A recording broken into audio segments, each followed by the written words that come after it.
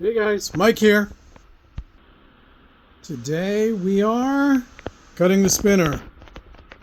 Oh boy. These old Zinger spinners are getting harder to find. They're lightweight, they're pretty strong, and they're really very true, and they look kind of cool. So I was, of course, a little bit reluctant to put the Dremel wheel on it, but had to be done. I marked it out. Not freehand, I made a template. See this paper template? It's just a piece of cardboard box from a cereal box.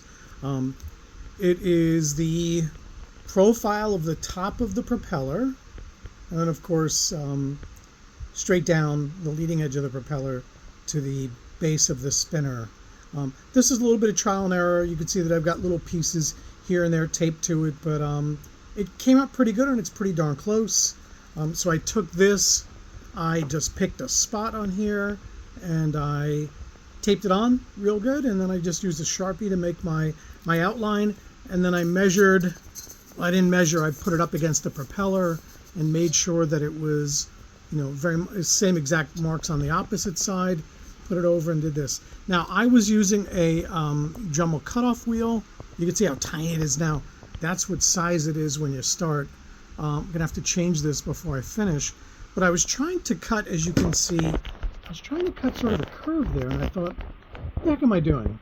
I'm going to break a wheel, it's going to fly around the room, and I'm going to wind up scratching the spinner. So I thought, let me just cut 4 straight lines, and then I can cut back to it. I've seen online video of guys making cuts, a bunch of straight cuts here, here, here, here, and I was going to do that, and I thought, wait a minute, why am I doing that? I'm still going to have to sand it to shape, file it to shape. So just 4 straight lines, and then I'll follow up with a sanding wheel. These are the sanding wheels. I'm going to go through a bunch of those. Luckily, I have a bag of them. I have a feeling they're not going to last very long. But let me get to that, and I'll come back. Well, I have to say, that was pretty quick work. This went much faster than I thought. I've only been at this probably 5 or 10 minutes total. This wheel here, smooth that out pretty good. So I'm going to pause it again. I'm going to cut the other side, and then we'll fit it up to the nose of the plane. We'll see how it looks. I didn't mention, of course it goes without saying, always wear eye protection when you're doing this. There's my ugly mug wearing goggles. Can't fly model airplanes without your eyeballs, so be careful. All right, let me cut that. Okay, so that took maybe 4 minutes, maybe 5 minutes tops. The key is to sort of strike a line from point to point on the surface, just with the very outside edge of the wheel, so that you have sort of a track to follow. And then go to the end here, the ends, and cut through. And then you can use, once you open it up, you use the entire diameter, let's say, of the wheel. You actually let the wheel go into the cut and let it track very slowly through. So you're not cutting the surface anymore, you're cutting straight through right on an edge, as if you were cutting with like a bandsaw or a jigsaw. So let's see, I'm going to pop this piece out. I'm using the foam because it keeps the piece from skidding around, and I could position it pretty well. Okay, there we go.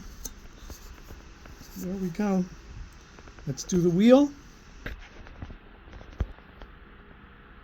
Before I start cutting with the sanding drum, I wanted to put the 2 pieces together to see how close they were in size, and they're almost exact. I want to put one on top of the other. All the points meet up just about perfectly. So I'm pretty happy with that. Okay, here we are now. Moment of truth. Both sides are cut. Both sides are trimmed a bit. You can see I had a little oopsie there, but that'll polish out. I will eventually paint this. All right, moment of truth now. Let's see if we can get it up here.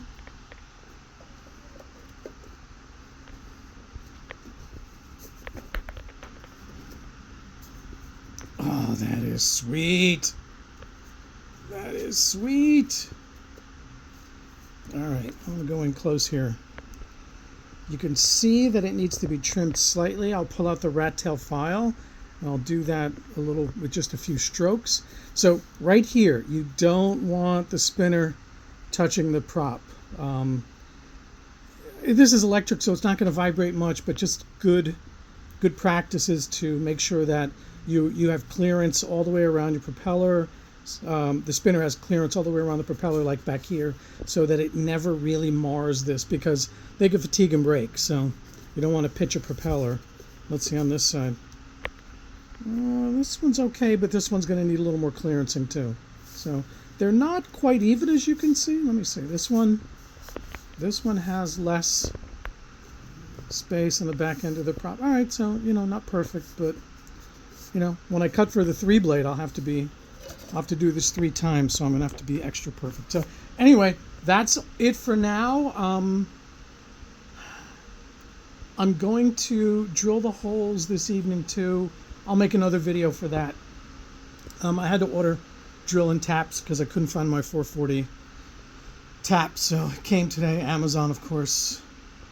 I guess that's kind of it for now. All right, fellas, take it easy. Looks like Maiden's going to be on Saturday. Fingers crossed.